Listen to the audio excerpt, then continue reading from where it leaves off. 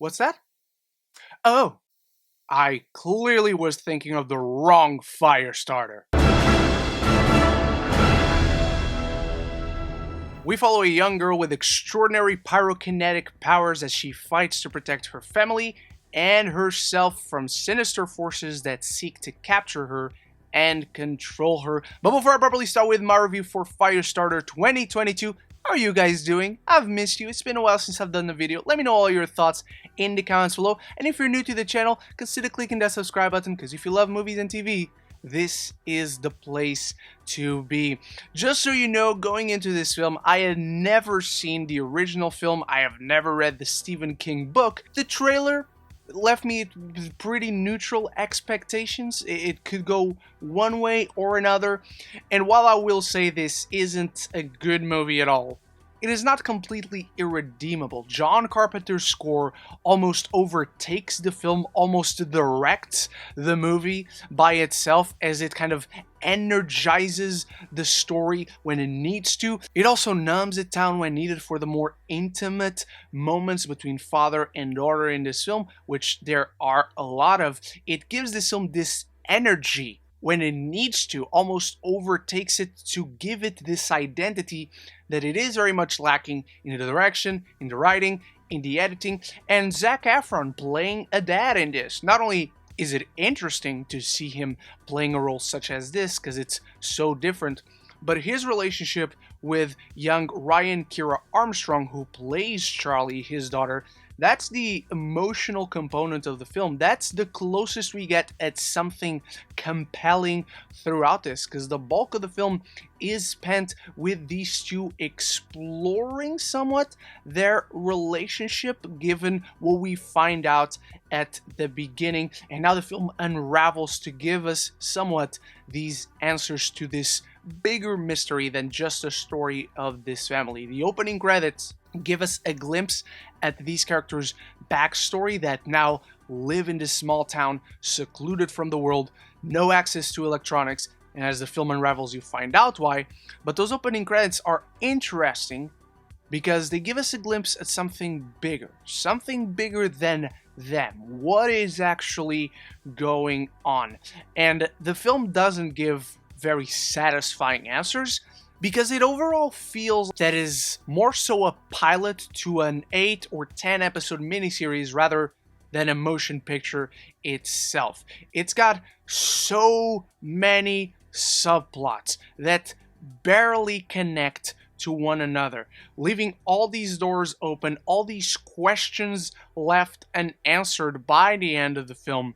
The very ending of it doesn't really make a ton of sense whatsoever. I was left scratching my head because the film has all these good beats, but it's not really doing the work in between. It's not doing the proper development. It's just hitting characters in point A, in point B, in point C, but in between, there's no threads of growth or development. There's no lesson to be learned, and I don't necessarily mean for us, the audience, because it's just supposed to be a horror film, but for the characters. There's no growth here whatsoever, and so everything that does happen, every little glimpse that we get at a bigger picture, it feels rather inconsequential.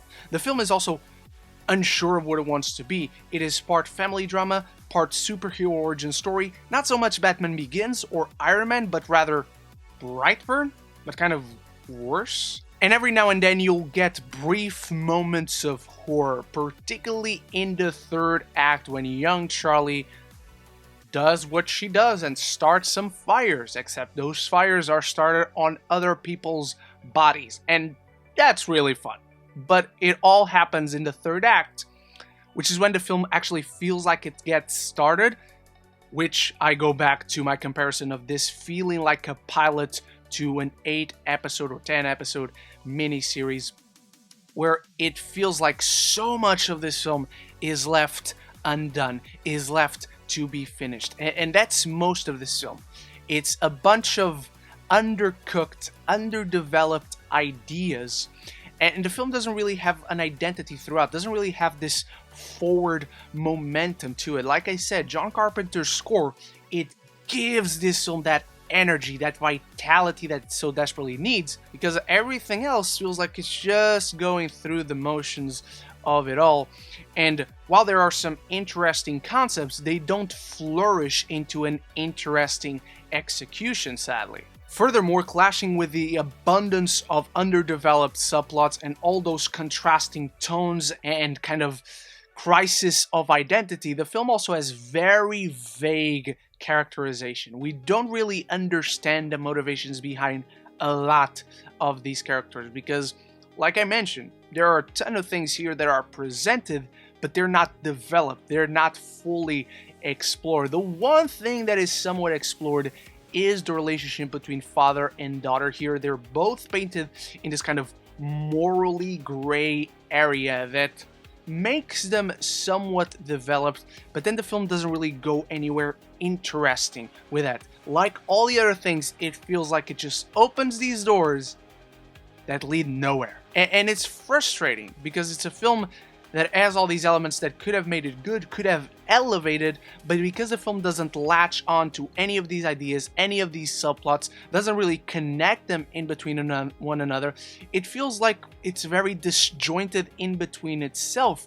So all the ideas are there, but they were never cooked properly. They were never developed properly. And worst of all, because it's a film that doesn't really get going through the third act, it more so feels like a really fun action short film where people are set on fire, but apart from that, there's barely a semblance of a story, barely a sense of a victory, of satisfaction as a whole. And so it commits the biggest crime any movie can commit for me, and that it is boring.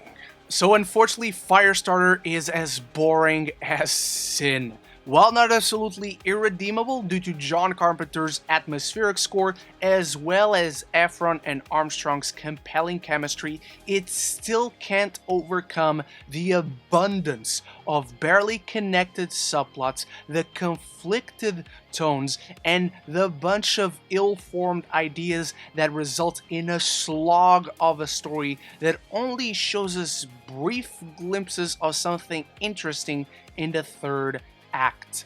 I'm giving Firestarter a D+. Those unfortunately are my thoughts on Firestarter, but I hope you enjoy it. Let me know your thoughts on it in the comments below. How does it compare to the original film, to the book, anything and everything down there. And if you're new and enjoy what you saw in this video, make sure you click that subscribe button so you don't miss any future conversation on your favorite movies and TV. Big thanks for watching. Big thanks to my channel members for making this and every video I put up possible. There's a link in the description to see if you want to become a member. And speaking of videos, there's a Everything Everywhere All at Once review up right now, which is out today in the UK. There's a bunch of Doctor Strange and Multiverse of Madness videos. There's a bunch of X-Men videos. I hope to see you in any of those, and I'll be back very soon in more videos. So until the next one, love each other and love the movies.